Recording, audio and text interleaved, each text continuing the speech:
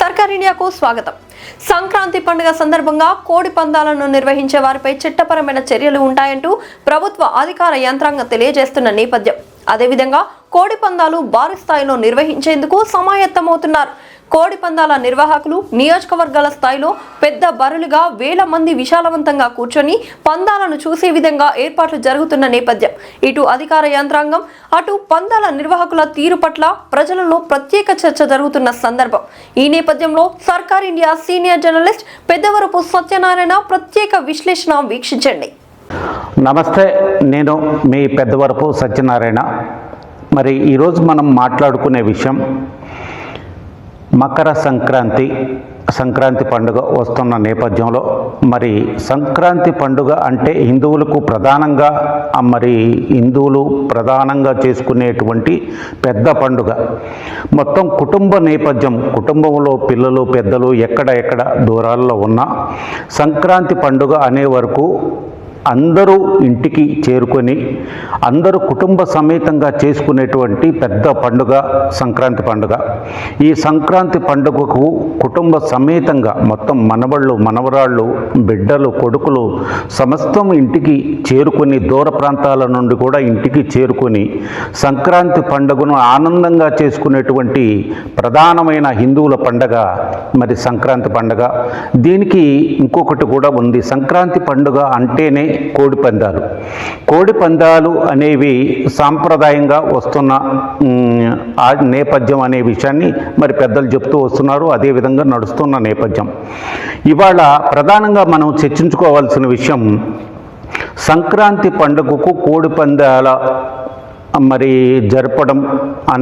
కోడి పందాలు జరపడం అనేది చట్టరీత్యా నేరం అనే విషయాన్ని మరి ప్రభుత్వ శాఖలు చెప్తూ వస్తున్న నేపథ్యం.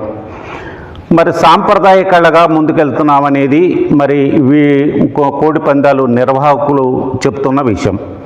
మరి ఇప్పుడు ప్రధానంగా మనం చర్చ ఏంటంటే కోడి పందాల నిర్వహణ అనేది చట్టరీత్యా నేరం, నిర్వహించకూడదు, నిర్వహిస్తే కఠిన చర్యలు అనే విషయాన్ని మరి ఆర్డీఓ స్థాయి అధికారుల దగ్గర నుంచి మండల స్థాయి అధికారి వరకు వాళ్ళ శాఖల్లో అందరికీ చెప్తూ మరి ప్రజల్ని అవేర్నెస్ చేయాలి, ప్రజల్ని మరి ఈ దిశగా తీసుకెళ్ళకూడదు అనే విషయాన్ని వారు చెప్పడం జరుగుతుంది. మరి కోడి పందాల నిర్వాహకులు మరి భారీ ఎత్తున కోడి పందాల నిర్వహణ కోసం ఏర్పాట్లు చేస్తున్న నేపథ్యం. లక్షల ఖర్చు పెట్టి మరి కోడి పందాల నిర్వహణకి మరి అన్ని ఏర్పాట్లు చేస్తున్న నేపథ్యం. ఈ పరిస్థితుల్లో నిర్వహించకూడదు అనే విషయాన్ని ప్రభుత్వ శాఖలు చెప్తుంటే నిర్వహిస్తున్నాం అనే దిశగా మరి వీరు ముందుకెళ్తున్నారు. ఈ పరిస్థితుల్లో ప్రజలు అయోమయ స్థితిలో ఉన్న నేపథ్యం.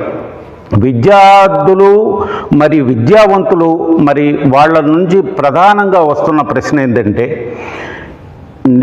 నిర్వాహకులు పూర్తి అవకాశాలతోని, పూర్తి సామర్థ్యంతో మరి నిర్వహణ కోసం లక్షల ఖర్చు పెట్టి స్టేడియాల్లాగా ఏర్పాటు చేస్తున్న నేపథ్యంలో కోడి పందాలను నిర్వహించకూడదు అనే విషయాన్ని మరి గదుల్లో కూర్చొని మీటింగ్లు పెట్టి వాట్సాప్లకి, ఫేస్బుక్లకి మరి ప్రభుత్వ శాఖలు ఇస్తున్న విషయం.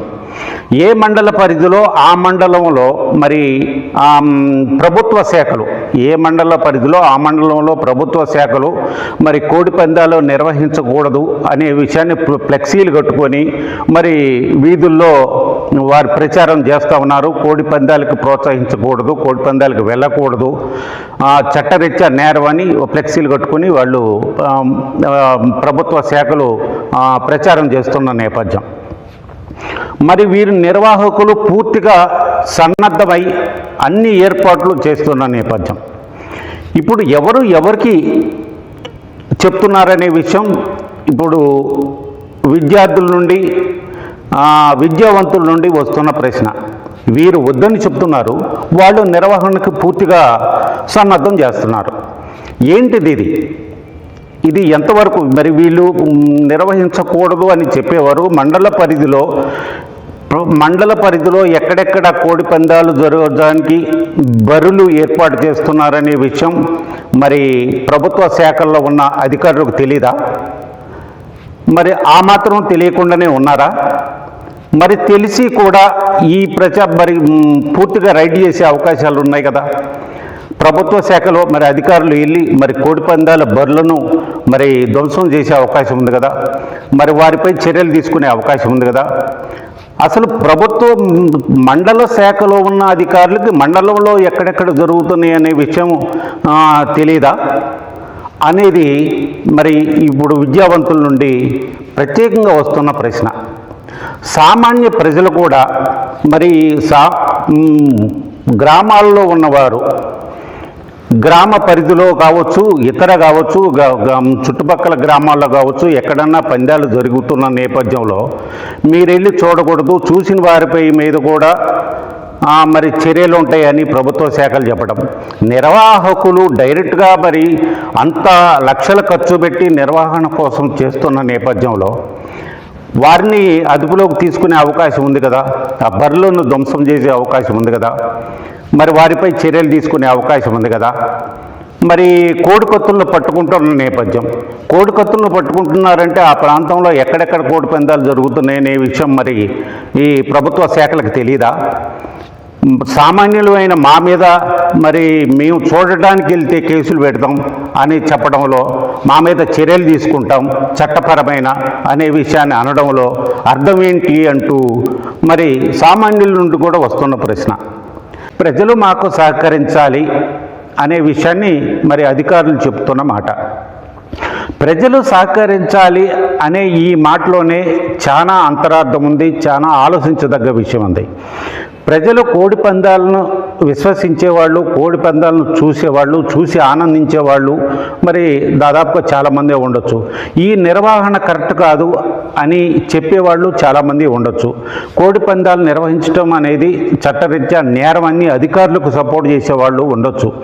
ఈ నేపథ్యంలో మరి ఎవరైనా కోడి పందాల నిర్వహణ మండల స్థాయిలో ఏ విధంగా జరుగుతుంది, నియోజకవర్గ స్థాయిలో ఏ విధంగా జరుగుతుంది, మరి దీనిపై మీరన్న ప్రకారం చర్యలు తీసుకుంటారా, మరి మేము ఆ సమాచారాన్ని మీకు ఇస్తాం అని చెప్పి ఫోన్ల ద్వారా మరి వాళ్ళకి మెసేజ్లు ఫోన్ చేయటం కానీ, లేదు వీడియోలు తీసి పెట్టడం కానీ, ఇటువంటివి జరిగినప్పుడు ఎంతవరకు చర్యలు తీసుకుంటారు అనేది ఇవాళ యువత నుండి వస్తున్న ప్రశ్న.